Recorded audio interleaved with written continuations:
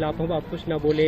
यही तो इस देश की खूबसूरती है कि अलग अलग प्रांतों से आने वाले, अलग अलग भाषा से, अलग अलग संस्कृति से आने वाले लोग भी एक झंडे के नीचे, एक छतरी के नीचे आ गए।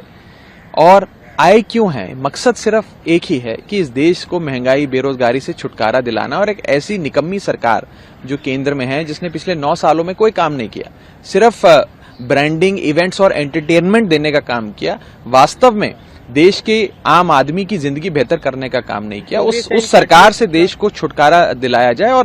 और जो मोटे मोटे तौर पे आप देखिए, जो भी 27-28 दल साथ आए, जिनका एक अलायंस बना है जिसका नाम इंडिया है, Indian national developmental inclusive alliance.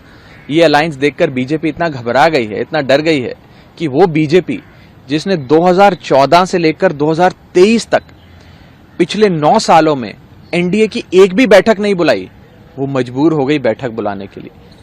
वो भाजपा जिसने एक एक कर अपने तमाम घटक दल, जितने भी उनके अलायंस पार्टनर्स थे, उन सबको कहा कि जाना है तो जाओ, सबके लिए दरवाजे खोल दिए, जिसमें जेडीयू चला गया, चंद्रबाबू नायडू की टीडीपी चली गई, जिसमें नीतीश कुमार का जेडीयू चला गया, प्रकाश सिंह बादल का शिरोमणि अकाली दल चला गया, तमाम बड़े राजनीतिक दल छोड़ के चले गए। आज उसी बीजेपी को इतना डर सता रहा है कि अब उन्हें अपना कुनबा बढ़ाने के लिए छोटी छोटी पार्टियों को जोड़ना पड़ रहा है। कुछ 38 पार्टियां शायद जोड़ी हैं, जिसमें से मुझे लगता है कोई 32 पार्टियों का तो नाम भी हमने आज तक नहीं सुना कभी।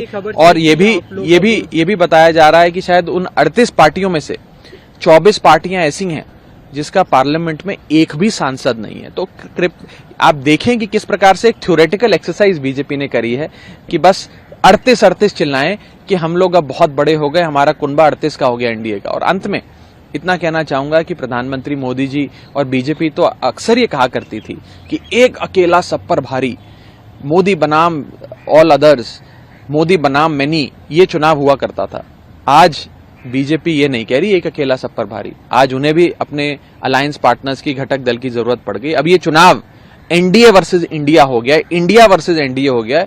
और जब इंडिया का सामना किसी से होता है तो आप जानते हैं कि जीतता तो इंडिया ही है। बिल्कुल, आप लोग लगातार हमला कर रहे हैं एनडीए और बीजेपी पे, लेकिन आपके अब नए घटक की बात करते हैं तो क्या ये सच है कि अब आप लोग एक दूसरे पे हमले नहीं करेंगे? ऐसा कुछ इंस्ट्रक्शन दिया गया है कि आप कांग्रेस के खिलाफ ना बोले, टीएमसी के खिलाफ? देखिए, राजनीतिक मतभेद या वैचारिक मतभेद तो अक्सर एक परिवार के भीतर होते हैं, एक परिवार में भी होते हैं। नहीं, देखिए, एक परिवार के भीतर भी होते हैं, पर मुझे लगता है कि जो मेन मुद्दे हैं इस देश के, महंगाई कैसे दूर करनी है, बेरोजगारी कैसे दूर करनी है, उन सारे मुद्दों पे साथ में आएंगे लोग तो जरूर इस देश की बढ़ोतरी होगी। और आप याद करें 70 का दशक, मैं अक्सर इस बात को कहता हूं कि जब इस देश में इमरजेंसी लागू हुई थी और उस समय की बड़ी शक्तिशाली सरकार थी मिसेज इंदिरा गांधी की, उस सरकार को हटाने के लिए पूरी देश की आवाम इकट्ठा हुई थी और एक एक राजनीतिक दल, जनसंघ के साथी जुड़ गए कम्युनिस्ट के साथ, कम्युनिस्ट जुड़ गए सोशलिस्ट के साथ, और एक छतरी जनसंघ जनता पार्टी की बनी